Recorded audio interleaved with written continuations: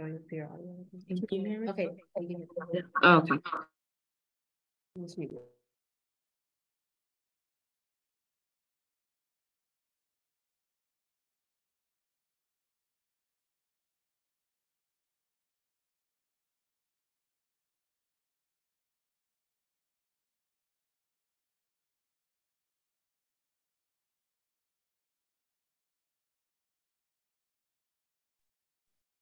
Hello, everyone.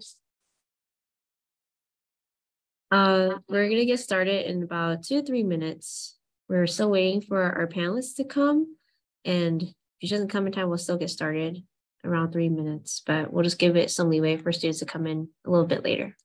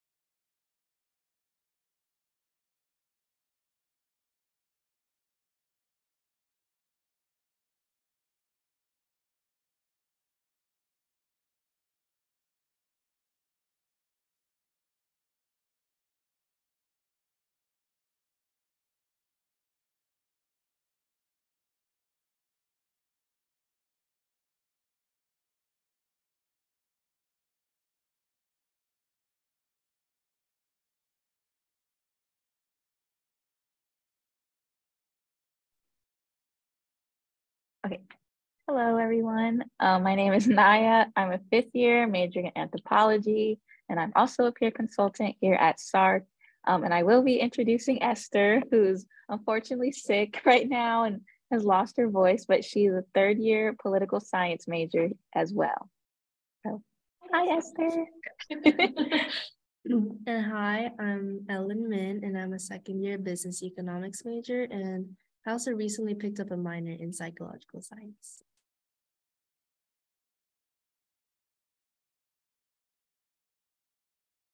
Alrighty, so here's our objectives for today.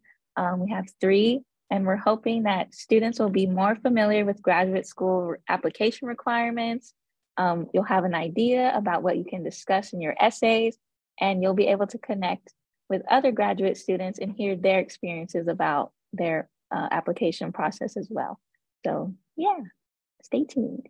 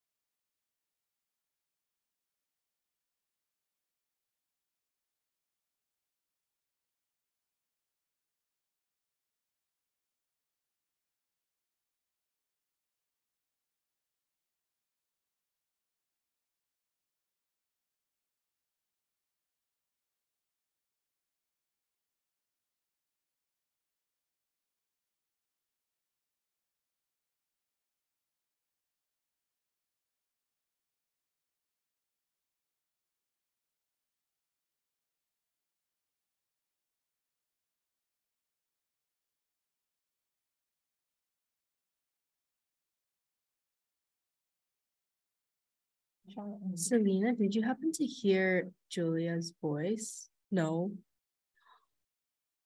No? No, I couldn't hear her at all.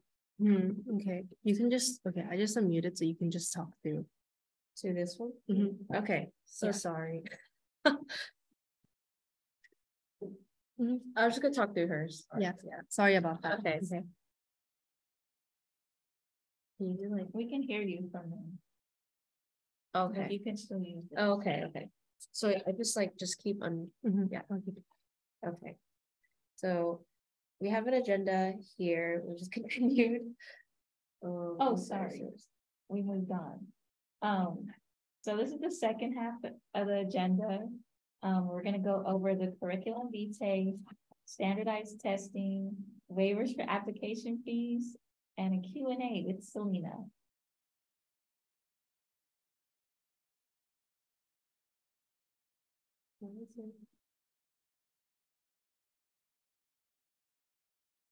Okay.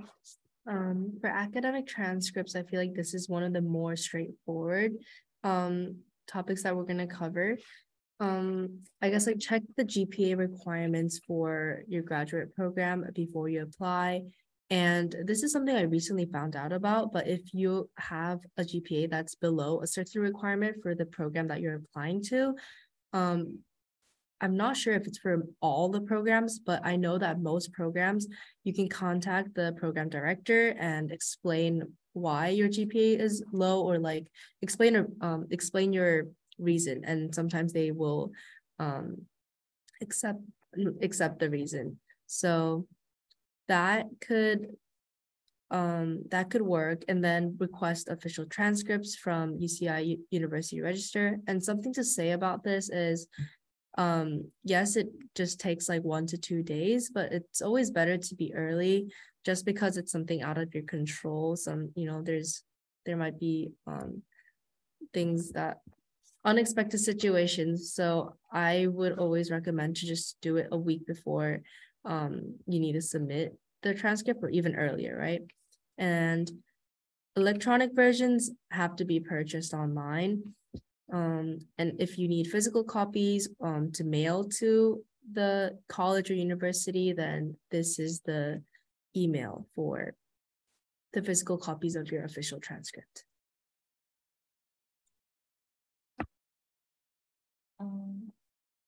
Okay, moving on to the statement of purpose and your personal statement. These are 2 essays that you'll encounter when applying to graduate school, and they are different. So we're going to kind of explain them so you can get a better idea of what to include within each. So for the statement of purpose, you'll first want to explain your academic and professional interests in your graduate school application, and really just express why you're qualified to be a student within their program, and why the school should be investing in you and what you hope to achieve in your future academic and career goals. And this is typically kind of short. That's why it's just a little statement instead of like an essay or narrative. But it will also could vary in length, but it would just depend on the school and the program that you're applying to. So you read it. No, you can hear myself do that. Okay. I hope it's loud enough, but I think it is. I have to turn myself down. Okay. Okay, for the personal statement, sorry. This is the opportunity for you to sell yourself and really just brag about, you know, your awesome achievements and just really tell your own personal story that again makes you kind of stand out in your graduate application. You still would like to stay within the limits of like what's your educational goals and your career goals, and why being a part of this group is important to you. But like you don't always have to tell like, oh, when I was one summer building Legos, I decided to be an engineer. So yeah, but you also would want to respond to their specific essay questions and just overall just keep in mind what the school is asking of you and making sure you kind of adhere to that. But don't be afraid to, you know, put a little bit more of yourself into these essays because you still want to, you know, shine through and not just be another number on like a application. So yeah. Okay, so for the personal statement continued, some general advice that we like to give you is to make sure we answer the questions that are being asked. So when you're writing this essay, you want to make sure you read the prompt and you want to make sure you're answering it directly, and as well as telling a story too. This is something that you're telling yourself about and like getting to have them know more about you. And so it's important for you to talk about like a personal story or maybe a story that you have experienced. And then you also want to be specific too, in terms of making sure that they know the details of that experience and more details about yourself. And it's also important to be authentic. It's really good to be genuine in your personal statement and why you're showing interest into the graduate school program, because ultimately they are looking for someone who has the drive and the will to complete the graduate school program. So make sure to be authentic and also concentrate on your opening paragraph. Most of the time for a lot of these applications, they are looking through thousands, like Naya said. So it's important to grab their attention quickly, or maybe open it with something that would just attract their attention. And then you also want to do some research if needed. So it is also important to do research with the program that you're going to be applying to, the school that you're going to be going to. So then you can mention that in your essays and talk about why you want to be in that graduate school program, whereas with that could be like faculty members, research opportunities, or opportunities within the campus that could connect back to your goals. And you also want to avoid cliches. Ultimately, this is a story about yourself and why you want to be in that program.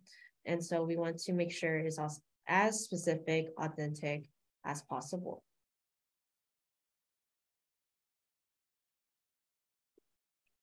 So for letters of recommendation, the materials required, I'll just go over real quick. The materials required, it's a graduate school matrix, description of programs that you are applying to. And this is all the materials that you're going to be providing for the professor that is going to write your letter of recommendation. And just the documents submitted in the application. And it's always good to have an updated resume or CV, your transcript, of course, and statement of purpose, match sheet, and paper outlining short and long-term goals. This is just because it's really helpful for the professor. And I know this is a very broad and brief bullet point of what a letter of recommendation is and what materials are required for it. But our SSARC website has a very detailed, super detailed guideline of when to email professors, specific email templates, how to write follow-up emails, and just like specific requirements that are needed for the letter of recommendation. So usually for timeline to ask professors, it would usually be like 8 to 10 weeks before you're submitting it.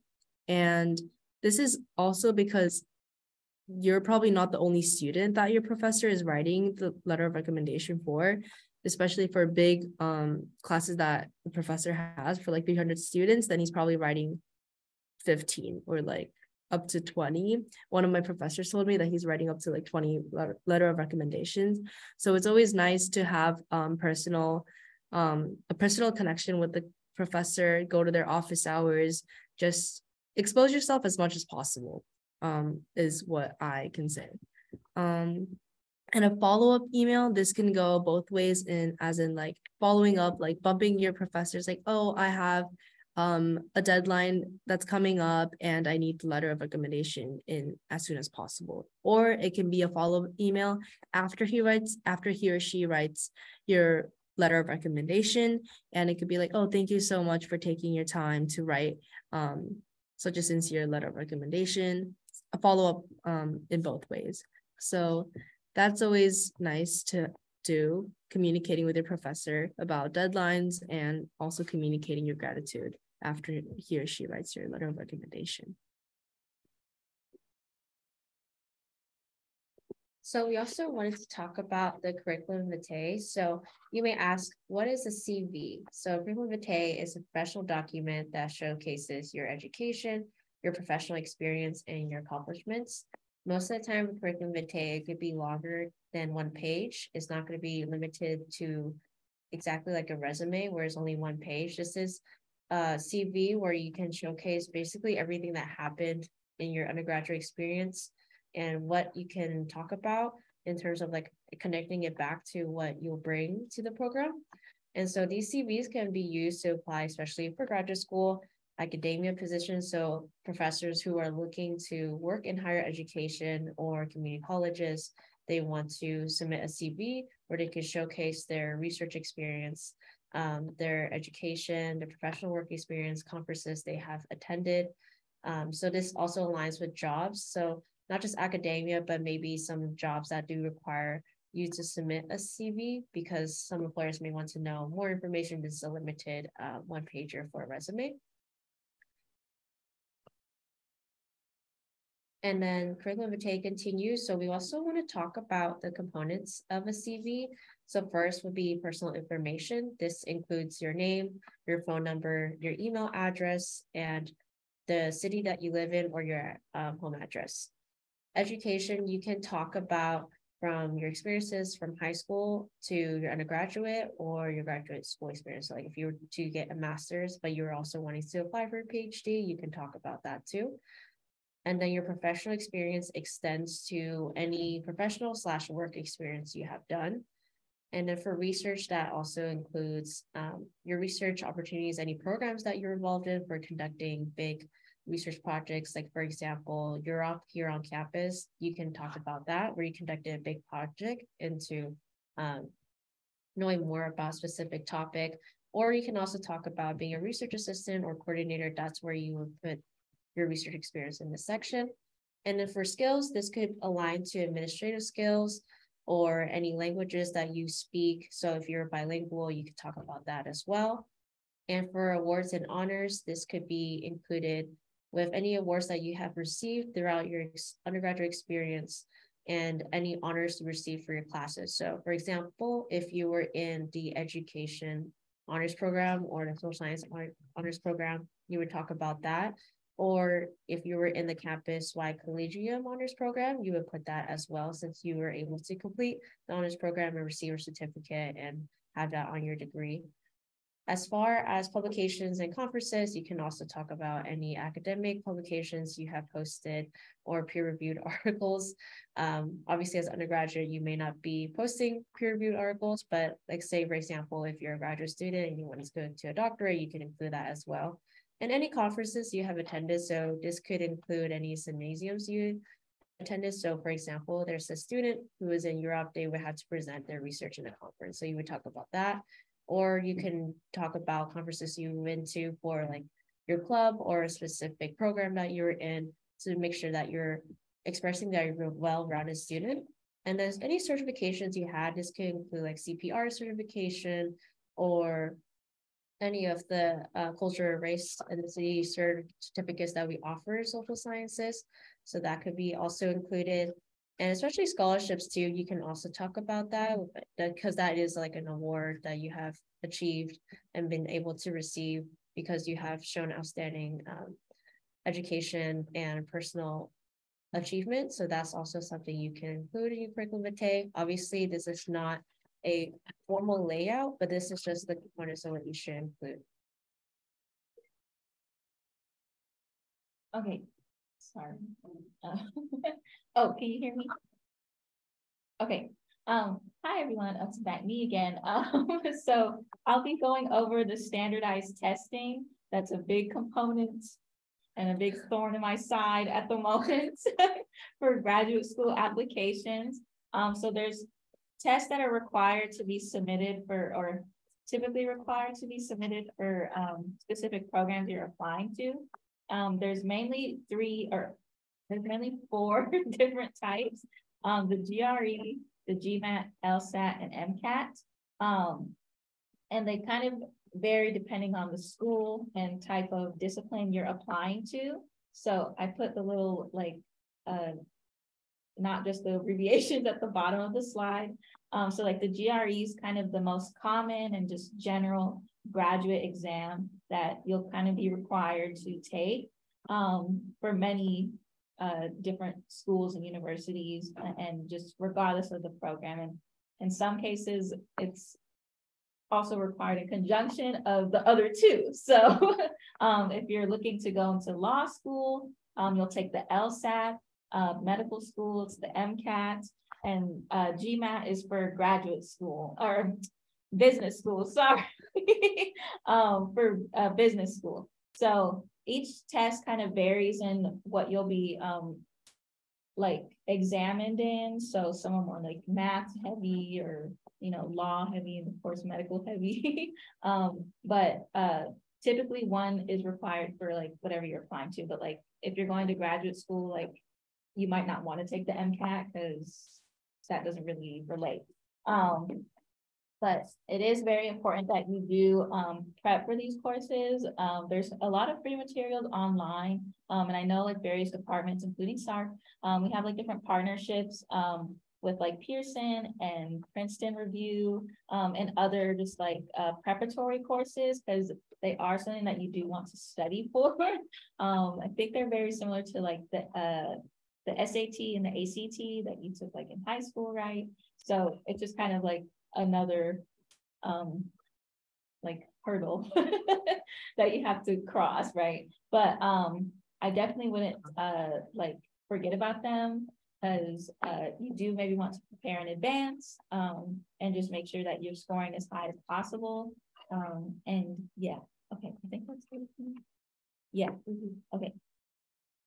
So because of the COVID-19 pandemic, some programs have actually like abandoned requiring these tests, but some schools still do want to see them, or it's just like optional for you to turn in your scores or not. But there are some caveats to that. Sometimes you're required to do it if you have like a low GPA, or like in my case, I'm applying to graduate school right after undergrad, so I don't have any work experience. Well, I do. I worked the entirety of my undergrad career, as evidence with me being here. But you know, some schools are looking for like post-bachelor work experience. So like there's sometimes those kind of things where it's like, okay, please take the test so we can see if you're actually ready for this or not. But I'm ready, I believe. So, but in any case, there is the potential for you to request waivers if those are things that like you do have underneath your belt, such as like the GPA and the professional work experience.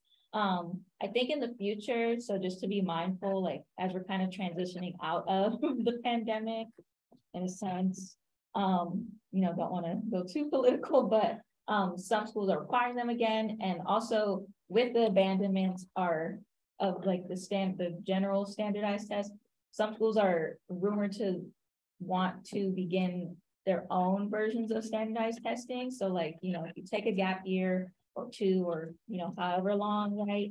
That might be something you might want to be aware of or consider for the future. Like if you do take that break, you might come back and it's a totally new system. So I don't hear people talk about that very much, but I think that's something that should be on people's radars as we're like considering making these kinds of decisions. So again, I would just verify with every school, department, and program you're applying to. Again, in my case, I'm applying right now to the Paul Mirage School of Business, and the MBA is requiring the GMAT, but the Masters of Entrepreneurship and Innovation is not requiring that, not requiring these standardized tests. Yeah, it's the same school, same like business school, right? Like, and just the same, like just a lot of similarities, but they're different. They have the differences already. So just be mindful, try to keep track of them. And, you know, I wish you the best of luck with studying and fitting it into your schedule. So yeah. So we're going to actually have a Q&A time right now. We'd like to introduce Selena, which is, like as I mentioned, one of the SSARC graduate student advisors and a PhD candidate in the sociology program. And so actually we didn't want to put like the whole bio on the slide because we didn't want to overwhelm everyone, but I would read it off right now. So Selena Livas is a PhD candidate in UCI Sociology Department. For her undergraduate degree, she attended Brandeis University in Waltham, Massachusetts. She majored in economics with minors in English and philosophy. Additionally, Selena is originally from Portland, Oregon, so she is no stranger to the experience of moving for school. Selena is currently completing her dissertation, which focuses on international environment, agreement, ratification, and is currently on the job market. Through both high school and college, Selena enjoyed tutoring students one-on-one and in groups. She views her position at SSARC as another opportunity to share her experiences and resource with others. Due to her own financial background, Selena pays specific attention to the expenses involved in applying to and attending graduate school. As she herself is attending an R1 school, she also stresses the importance of finding research opportunities as part of creating a strong application. So we would like to welcome Selena to our Q&A, and thank you for coming. Hello, thanks. Okay. So if any students would like to submit a question, please go to the Q&A button on the bottom of the Zoom meeting and you'll be able to submit a question. So it looks like we already have one. So there's a student asking, I'm considering grad school after getting my bachelor's, and I was wondering what inspired you to pursue grad school? Well, that one's pretty straightforward. I wanted to be a professor, and you have to go to grad school for that. So made it easy. Yeah, it's also why I didn't take a gap year, because I already had planned what I wanted to do. So yeah.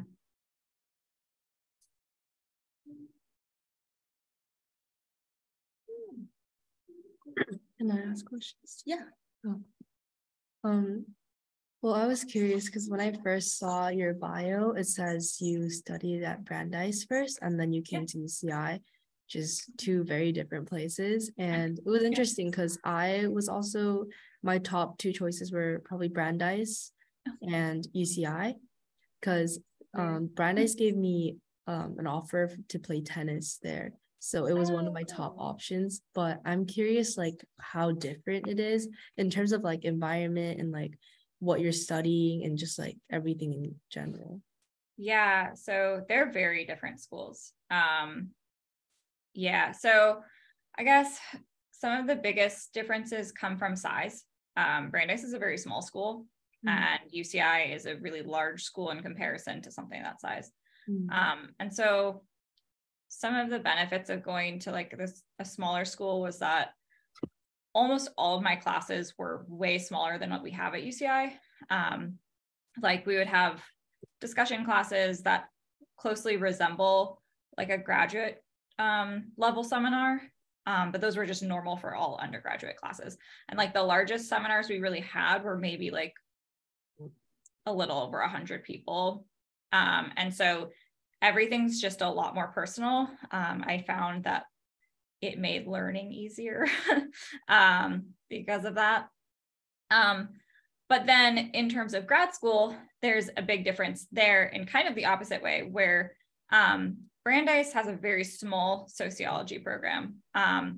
And all of their programs are going to be a little bit smaller, and they're a liberal arts school. So they're not like a big research institution. And so the resources you get there are actually going to be a little bit less in like for graduate school. And it won't look as good coming out of there, because like it might look okay for some things, but for graduate school, because it is kind of like a job, it's kind of preparing you for any type of job that is research-based. And so going to a place like UCI for graduate school, it's actually much higher ranked, and it's better resourced as a graduate program than somewhere like Brandeis. So, yeah. Do you think it's just like mainly the difference between a public and private school and like the size, or just like prestige in a way?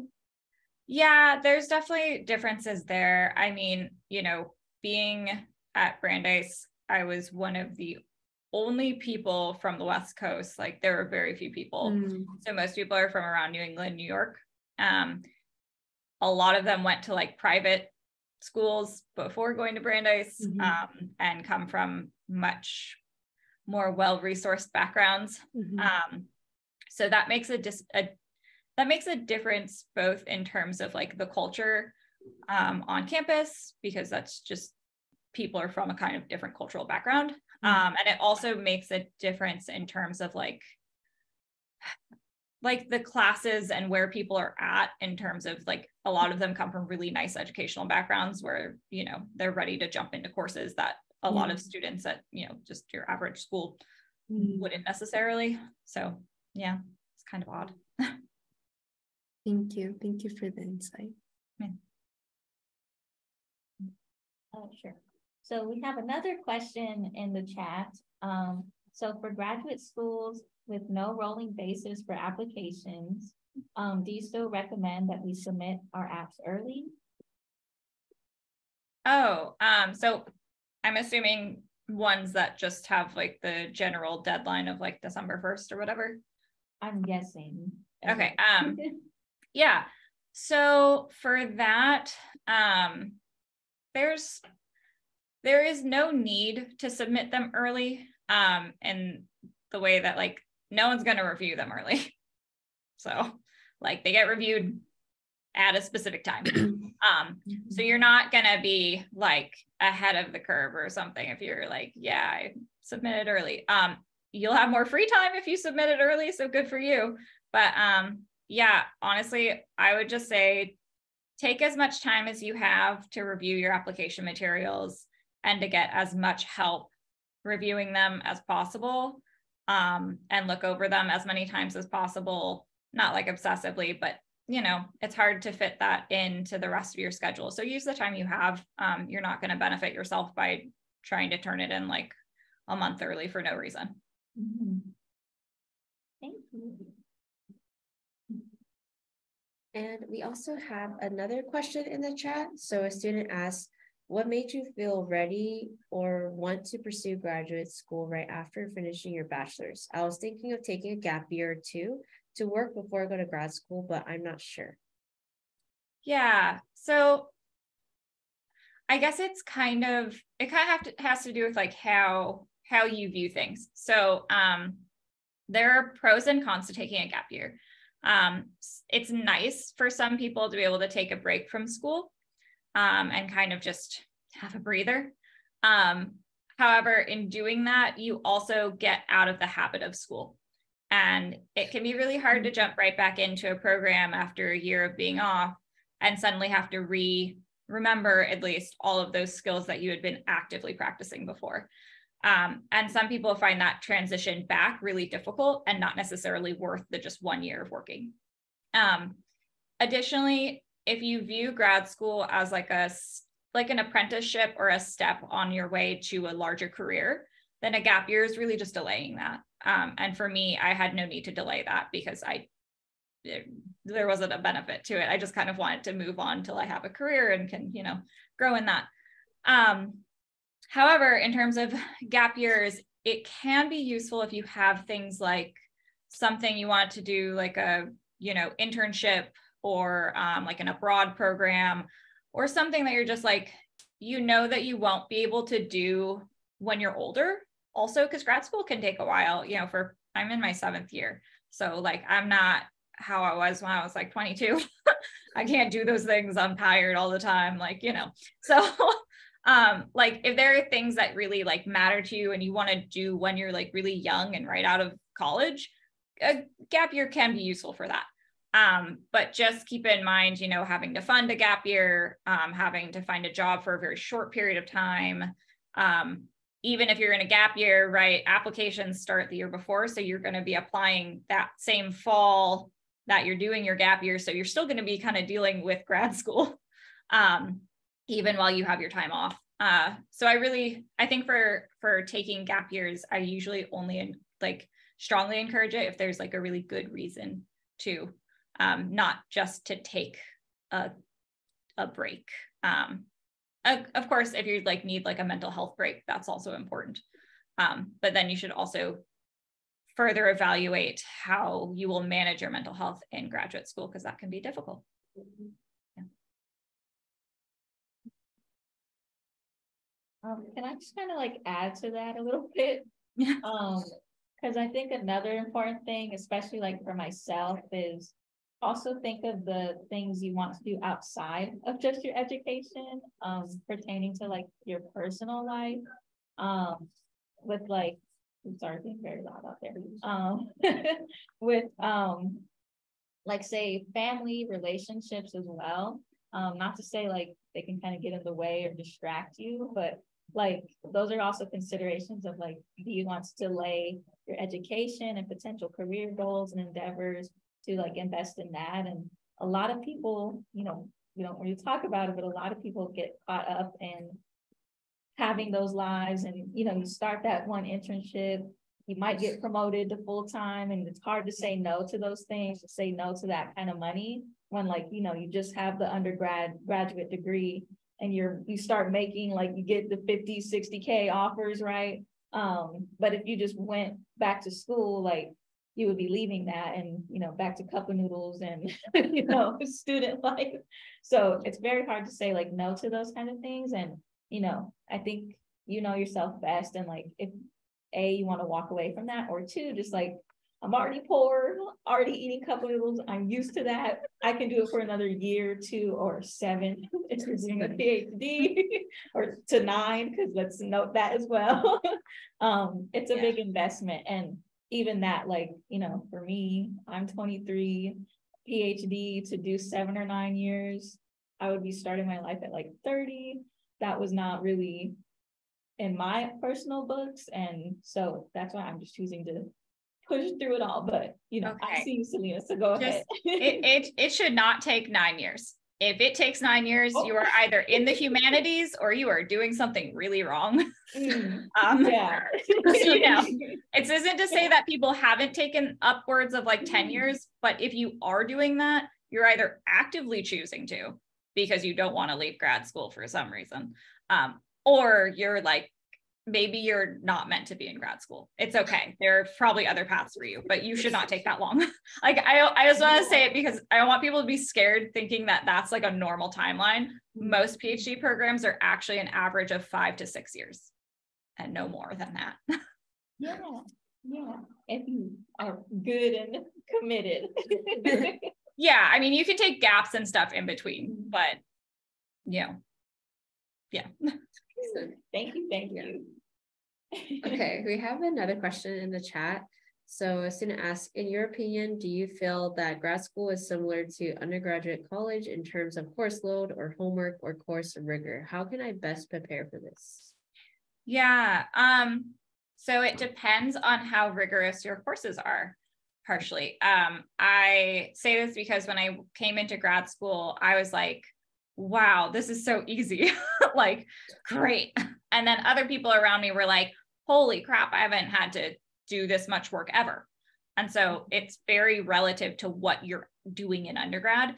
I will say that just in terms of like standard course load, you're probably going to be looking at like anywhere from 2 to 4 courses per quarter or semester, depending on the system you're on.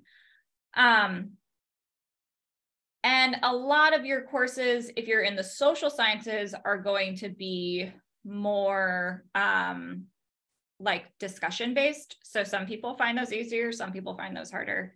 It really depends on kind of the program you're in. But yeah, so it's hard to answer like if it gets harder or easier. But I will say that unlike undergrad, you are asked to juggle more things without kind of being asked to juggle them. So like you have courses, you are likely going to be TAing or doing something for a job to make money, hopefully through the school because it's usually easier. You will then not be told, but also kind of be told that you need to be doing research simultaneously. And then, you know, there's other like little exams and milestones that come along. So you're doing kind of all these things at once. And so it can seem easier at first, but then you find yourself having to juggle some more things that aren't as explicit as they are in undergrad. Grad school, I think one of the biggest things that makes it so that people are or are not successful are how quickly they learn to manage their time like entirely on their own. Which also makes the job not great for some people, which is totally reasonable. In terms of it being like undergrad, it is a little more like undergrad in your first couple of years because you're taking classes. But for my past, like 4 or something years, I don't know. It's much more like a job. So I don't take classes anymore. I haven't taken them I took like a couple over the past few years, but generally having a class schedule, like I don't pay attention to that whatsoever. So it's much more like a job. Like I'm a researcher doing research, getting paid through some means to do it. And yeah, it's more just like a low paying job. I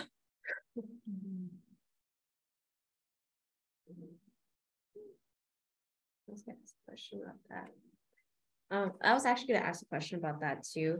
So I know that as an undergraduate, you could juggle maybe 2 to 4 jobs. Mm-hmm. But as a graduate student, what can you say in terms of how much you can juggle with like outside activities or like internships maybe that you can do outside of like your position as a PhD student? Yeah. So in undergrad, I had 4 jobs at the end of my undergrad career. I could not do that in graduate school. That would not be possible. So yeah, I would say it depends on how you are paying your bills. So if you have a TA-ship, you probably will not find yourself having enough time to have another job while taking care of your other responsibilities. If you have something that like a graduate research assistantship, that makes it so that the research you're already doing is something you're paid for, then you might have time for like maybe an internship or a part-time job if you really want one. But oftentimes people actually find that it just gives them finally enough time to do the research that they're supposed to be doing anyway. Yeah. If you are on a fellowship, you really should be using the time for your research, but same thing, you might find yourself having enough time for a part-time job. Mm-hmm. I think most people could probably manage a part-time job at some points in their graduate career, but it would be like very part-time. And I mean like 1 to 2 days a week for like 4 hours max. I mean, this is a part-time job I'm doing now, right? Yeah.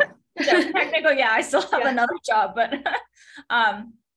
but it's only like 4 hours a week. And that really is probably about my limit for what I can fit into everything else I'm doing.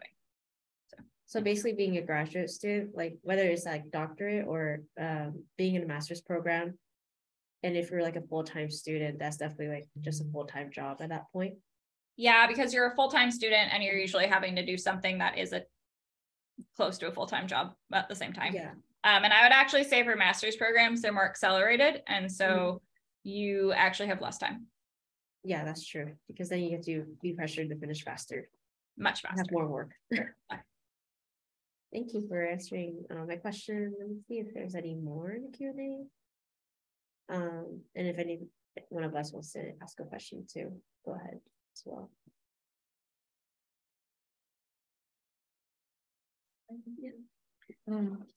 I guess like one question I wanted to ask you towards the beginning was like, since your major was economics and your minor were English and philosophy, those are three very different things. I'm also a economics major and recently picked up a minor in psychological science, which are also two different things. But how did you, I guess like first, like what made you choose like such different majors? And then second, like, was it difficult, like picking up two separate minors? Like, in terms of like course load during your undergrad. During my undergrad, picking up the two minors was not difficult. It honestly just ended up being the courses I liked taking as electives added up into those, and there wasn't an issue with it. I never really tried for that. I was one class away from having a math minor. I was just like, man, no, I don't like the math classes at this school. So why I chose my economics major is because I was a math major, and unfortunately my math department just wasn't great, and didn't have very much applied math as well. And so I moved to economics because it was the most applied math I could find. Then moving to sociology then happened because I took some PhD courses in economics in my undergraduate time, and I realized I didn't want to do that for that long. It was a little too boring just for me. And so then I just tried to find something that was the most like applied of the things that I liked of what I was studying, and sociology is a really broad field. And so was able to kind of encompass a lot of my different interests. So when you first initially picked it up, it was more like, oh, like I actually like genuinely enjoy learning about these things, like might as well pick up a minor, instead of like, oh, I'm trying to pursue this career and these minors will help, right? I mean, to my knowledge, no employer cares what your minor is. I mean, it's a minor. It's not going to do anything. If you have 2 degrees, they'll care about that. But, you know, some employers don't even care what your degree is in. They just care that you have one. Yeah. Makes sense.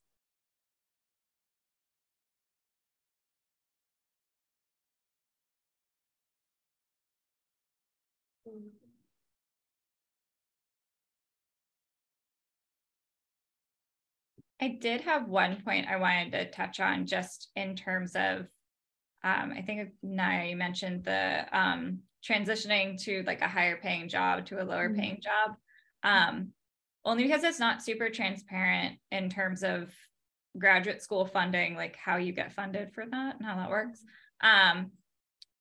It varies a lot, but most schools you should never have to pay tuition at for a PhD program. For master's programs, think of it like undergrad. You're just going to have to pay through loans and stuff like that.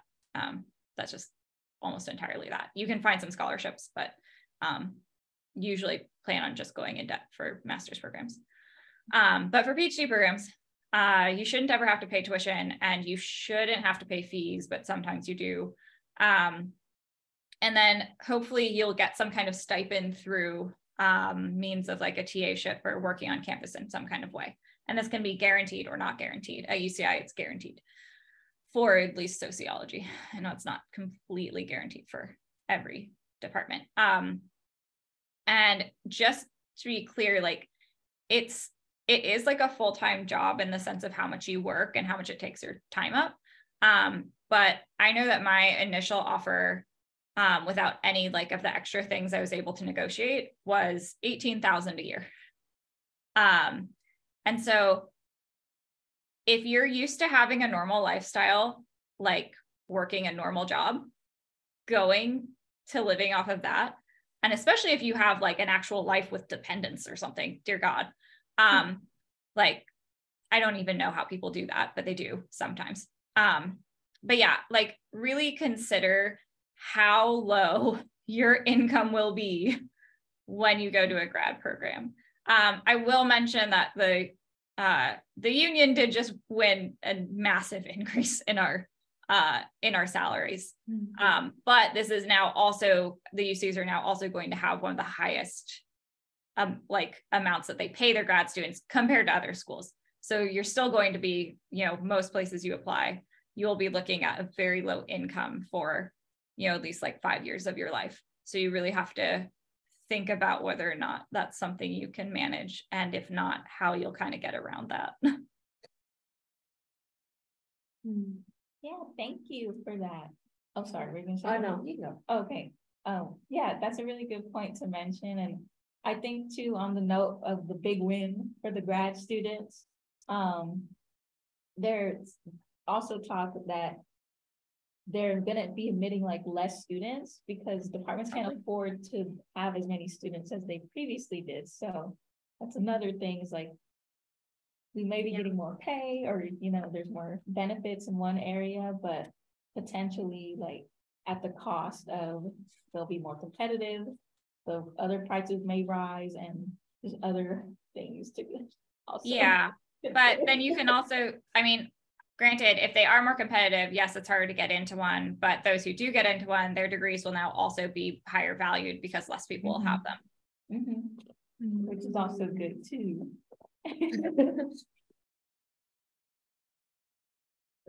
I think I also want to ask like one last question, because you are talking about like the finances you have to put into the grad program, or like whether if you're like a master's program or a PhD student.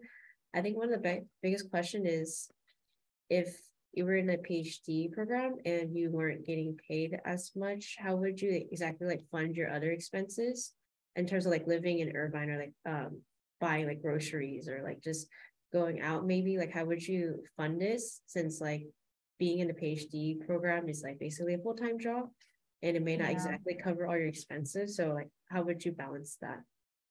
Yeah, so if your income is low enough, you can always look at Social Security benefits. See. Yeah. I know that. And yeah, the UCs, whether they do it intentionally or not, oftentimes pay everyone just enough to make sure you're not eligible for food stamps. Oh, wow. So that makes it hard. Yes. Yeah. If you're a family, you might be eligible for them, but as an individual student, you can, like, I know some people who get like little part-time jobs just to make enough to have some more money for like food and groceries. You can consider going to like, there are like donation centers and things. And I know at UCI, we have the Fresh Needs Hub that provides assistance there. And then, you know, you can save some money on groceries. I personally found that also as a single person who didn't have any kids, I was able to manage like cooking for myself most of the time and keeping it pretty cheap. And then being able to go out to eat, like, you know, that's good, once or twice a month. Yeah. So I don't know. You kind of have to figure out how to be pretty like fiscally responsible, because you just don't have that many resources. Yeah. Yeah. Okay, that's like really good to know, because I did not know about Social Security or donation centers here on campus. So that was always like one of the biggest questions I had, was whether or not like how you can fund your other expenses aside from like going to school. Yeah. Always look into government programs for that. There are programs that like even can reduce your like internet and like utility costs and things if you make under a certain amount. Yeah, there's lots of stuff like that depending on your area.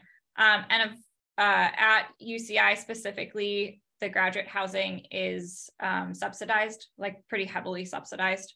So it's a lot cheaper than living in Irvine generally.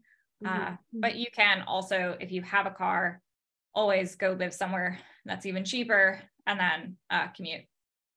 That makes sense. Thank you so much for answering that question. Yeah. And then just one final call for any last questions. And if not, we can just move on to towards the end of the presentation.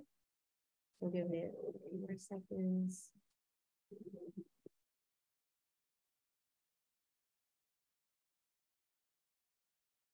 Okay, so it looks like we're not getting any more questions. Thank you so much, Selena, for taking your time to answer all of our questions and also other students' questions in our presentation. Yeah, no problem. Thanks for having me. Thank you so much. So we're going to get towards the end of the presentation now. I'm muted. Okay. So anything related to research opportunities, graduate school, internships, and career goals, you can schedule a consultation with one of us. And usually it lasts about 30 minutes or less, or even up to like an hour or so. And honestly, I feel like there's a lot of returners this quarter. There's a lot of people that come into consultation with me and they're like, oh, this helped so much. Thank you so much. I'll come back next time. And they come back like a week or two later and they give me their updated resume or their updated cover letter. And then we just look through them. So just a one-on-one consultation if you have any questions regarding these topics. And how to make that appointment is through that website. And we are open Monday to Friday, 9 a.m. to 5 p.m. And on Fridays, we do remote consultations.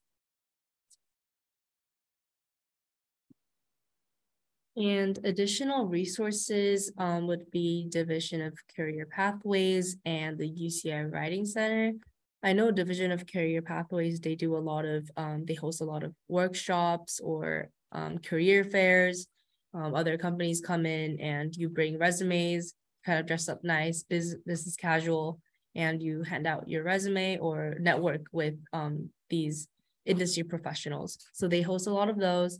And I know you can also go for like mock interviews, which we also do, but there are other resources on campus that a lot of students should utilize and can utilize.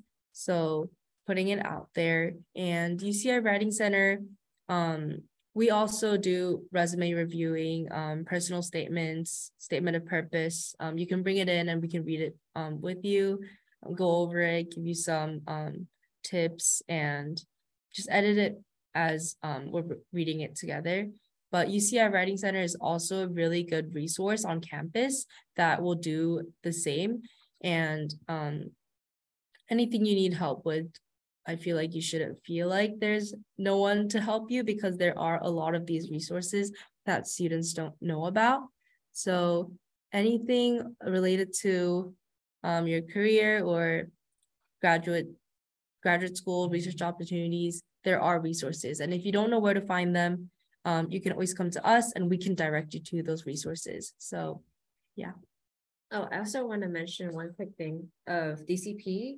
I found out the career advisors are offering career planning. So if you're someone who is questioning which career you want to go into or any job positions you want to take in after graduation, they can actually sit down with you for, I think, maybe 30 minutes to an hour to talk about any job opportunities that you can take on with your major, or if you're looking something outside of your major, they can also discuss that with you as well. And then they would also create like a timeline for you in terms of like when to apply and then what you can do after you apply. So I think that's also another great resource, but as well as like we can do that here with SSARC with you, but that's also something you can look into. I know that they said that appointments for the career planning resource only drops on Thursdays weekly at 12 p.m. So if you're interested in that, make sure to just go on the website and try to find an appointment for that on Thursdays at 12 p.m.